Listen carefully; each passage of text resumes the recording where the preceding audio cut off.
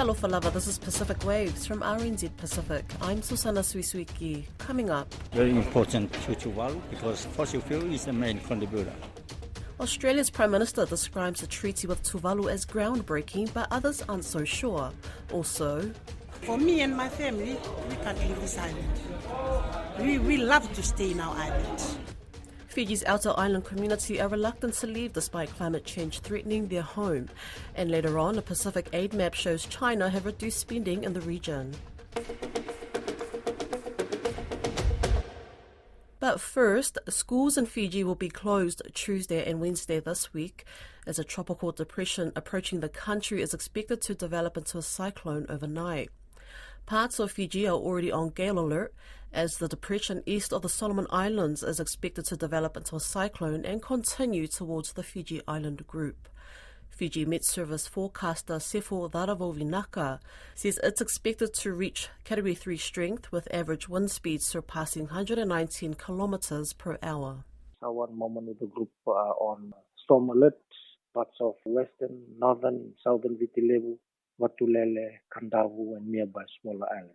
So those are areas that might be on the front line for storm force winds that is expected later Tuesday. The Fiji National Disaster Management Office is reporting several bridges and crossings are inaccessible. The office is calling on the public to stay away and avoid crossing flooded roads, rivers, bridges, crossings or walkways. The Fiji Roads Authority is warning that the heavy rain can lead to fallen trees, obstructing roads and footpaths, and is calling on people to please stay vigilant. As well as closing schools, all public servants have also been instructed to work from home from tomorrow and Wednesday. Tuvalu's Prime Minister is throwing everything he can at securing treaties with his Pacific neighbours before his country is submerged underwater. Australia has announced an agreement with Tuvalu which will allow 280 people per year a special mobility pathway to live, work and study in Australia. In return, Australia will have effective veto power over Tuvalu's security arrangements with any other country. Prime Minister Kausia Natano now wants to secure similar treaty arrangements with New Zealand. Lydia Lewis reports. The Tuvalu Prime Minister says he's doing everything he can to maintain Tuvalu culture, traditions and heritage, even when their land is long gone. We will certainly use the same model to negotiate with New Zealand and maybe Fiji or other neighbouring countries who can help us. Mr Natano has called out Australia for contributing to the loss and damage of the small island state. We will be working together with Australia to look at it. It's very important to Tuvalu because fossil fuel is the main contributor to the global warming. He says the text of the treaty is yet to be finalised and he wants a commitment from the Australians that they will phase out fossil fuels. But we are aware, of course, that we cannot do it overnight. It's a long process, but at least we have somewhere to start. Tuvalu this year amended its constitution to acknowledge there will come a time where all of its landmass would be swallowed up by the warming sea. Maintain our integrity, our cultural traditions, our heritage. We really want to maintain our identity. And as another cyclone develops in the Pacific leaders are leaving the 52nd Pacific Islands Forum Leaders Meeting in Rarotonga without calling for big emitters to phase out fossil fuels. Cook Islands, Palau and even Niue's leaders told me phasing down is more realistic for now. But for cyclone-ravaged Vanuatu, the need for action is ringing a lot louder. We're pushing for a phase out. Phase down is part of a phase out, but the wording we need is phase out. That's Vanuatu's Ralph Regenvanu. On top of that, he has some questions for the incoming New Zealand government on its intentions to restart fossil fuel exploration.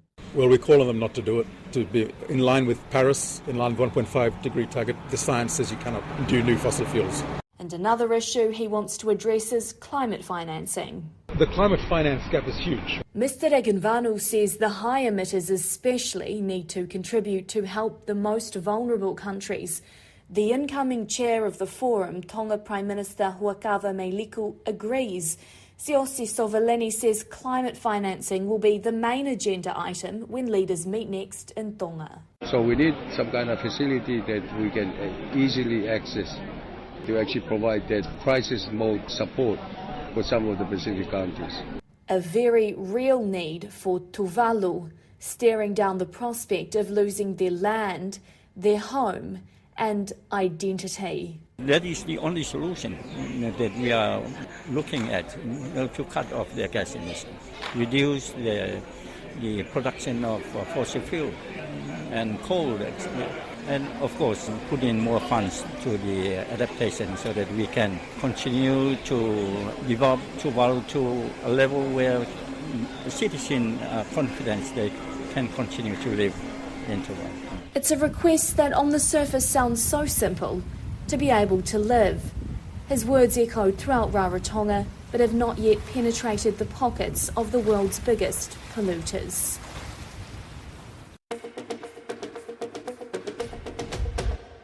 An article in the scientific journal Nature Climate Change says human rights in the Pacific are already being impeded due to global warming.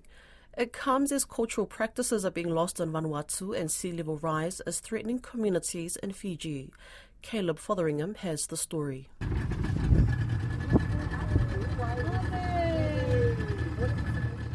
Sarua Island, a 5-minute boat ride from Fiji's mainland, sits just above sea level. It's home to about 150 people, forced with the prospect of moving as the ocean threatens to swallow the island. One of the villagers, Samisi Mandanawa, says climate change is being felt. The impact on the climate, we have seen the impact, but we still manage to live here on the island. Water washes across the island during king tides, and the seawall, which was built about 20 years ago, can no longer be relied on. When it comes, it floods the island. The water gets into the island.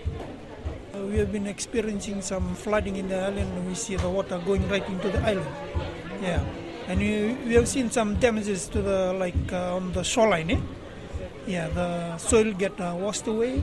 In 2014, Fiji became the first Pacific Island nation to relocate a community because of rising sea levels. Now Sarua needs to grapple with it, even though villagers are reluctant to leave. Ancestors are buried on the land, and the island is entrenched in their identity. We have been talking about among ourselves, especially with the elders. We are planning to go out to move to the mainland. Another option is we get land reclamation or build a seawall and stuff like that. Ross Wastobi, one of the authors in an article published in Nature Climate Change, says climate change is already impeding on human rights in the Pacific. It follows the Vanuatu government seeking an advisory opinion from the International Court of Justice on the legal responsibility of countries to act on climate change.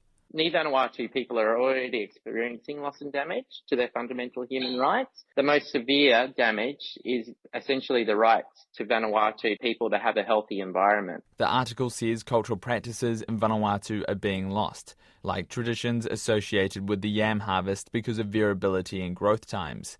Ross Wastobi says the ICJ submission was made during a year of multiple climate change-induced disasters. In terms of Vanuatu, it's a pertinent time. It's been devastated by 3 cyclones in 8 months. It's considered one of the most natural hazardous prone regions in the world.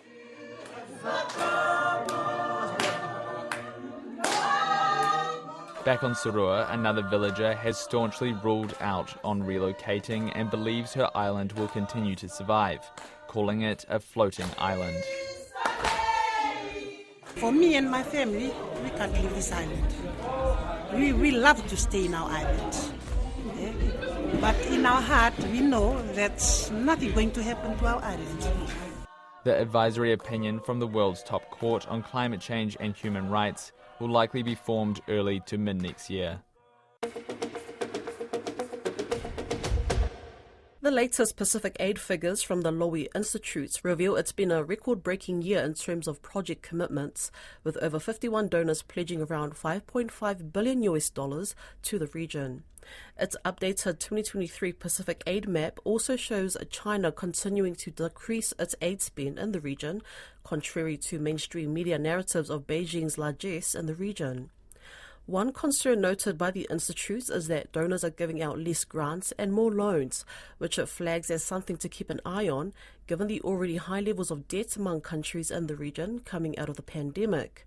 Koroi Hawkins spoke with Lowi's Pacific AidMap Project Director, Alex Dyant, about their findings. The AidMap came to be at the realization that, aid and development in the Pacific is not very transparent. There are like many different development partners or donors in the region, but there's not one place where you can actually see where who's doing what and to what extent. And so I guess what the Pacific Aid Map does is that it traces aid and development finance from the international community to the Pacific.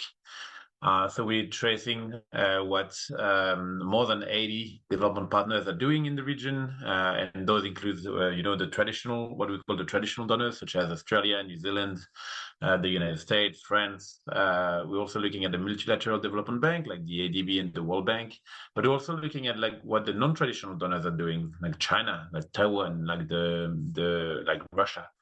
And I think this is what really differentiates us with others, is that we have like these whole holistic pictures of aid to the Pacific, and so for the first time we can really compare what New Zealand does in, let's say, Kiribati with what China does, and I think it's it really helps policymakers who are focusing on the Pacific in better tailoring their policies with respect to aid and development in the region. Now, one of the big headline items, Chinese aid continues to decline, and this is an ongoing decline that we've been seeing. But you're saying it's not necessarily reflective of China's growing influence. I don't know if there's a direct link between aid and influence. I mean, it definitely helps. The reality is that Pacific Island countries are among the most aid dependent in the world. And so if you're a country, you want to, create diplomatic relationships with the Pacific, like providing aid and development support is definitely a good thing. But you're right that when we look at what China is doing in the Pacific, we've seen that Chinese aid has peaked in 2016 and it's been decreasing since. And so, there are many reasons behind this decline, and we could talk about this later in the interview. But what we're seeing now is that the Chinese financing is going down. And actually, one of the reasons why it's going down is that the project size of China are changing from, before there used to be large infrastructure projects that would be worth around $40-50 million. Now, when we look at the average project size of China, it's around $5 million. So they've really, really shrinked in size. But what we found is that actually Chinese commitment, so the project that China has committed to implement in the Pacific, the numbers of projects have actually increased. So despite the fact that its projects are getting smaller in size, the numbers of projects is increasing. And so this basically tells us that, China is not going anywhere. If anything, what China and Beijing are doing is that they're really focusing their attention on specific countries and on specific projects in those countries. This most dependent region in the world, is that new? Is that where the Pacific has always been? Or is there a greater reliance on aid? Yeah, no, it's unfortunate. I think the Pacific has always been reliant on, external sources of income. So trade, tourism, remittances, but also aid and development finance. One of the reasons behind this is that, the Pacific Island countries are pretty small. The economies are too small for, traditional economic for traditional growth, really. They are remote from international markets, and they're facing also the dire consequences of climate change. So in a sense, that makes the Pacific Island countries among the most vulnerable countries in the world. And so as a result, it means that, they cannot face by themselves the consequences of all those challenges in an amplitude that is impactful enough. And so that's why they do need external support from donors, and those donors can very often have been, what we call the traditional donors, so like Australia and New Zealand. But over the past 10, 15 years, we've seen a resurgence, an increase in the role of non-traditional donors led by China, really, in the Pacific. But it's become even more fragile now because the country the region was hit hard during the pandemic, which, as I mentioned before, Pacific Island countries rely heavily on external sources of income. Well, during the pandemic, those external sources of income were shut down, really. And so this meant that the government revenues in the Pacific were very small and reduced a lot, while the government expenditures were actually increasing because, Pacific Island countries were supposed to finance social protection programs and so forth. And this meant that the fiscal space in the Pacific has been reduced. Like Pacific Island countries were accumulating debts more and more and more. And now, that's why, the support, the increased support of development partners have been very, very important. That's Pacific Ways for today. To listen back, head over to rnzi.com/programs. We're also on Apple, Spotify and iHeartRadio podcasts. From myself and the RNZ Pacific team, Tō Whaswifua.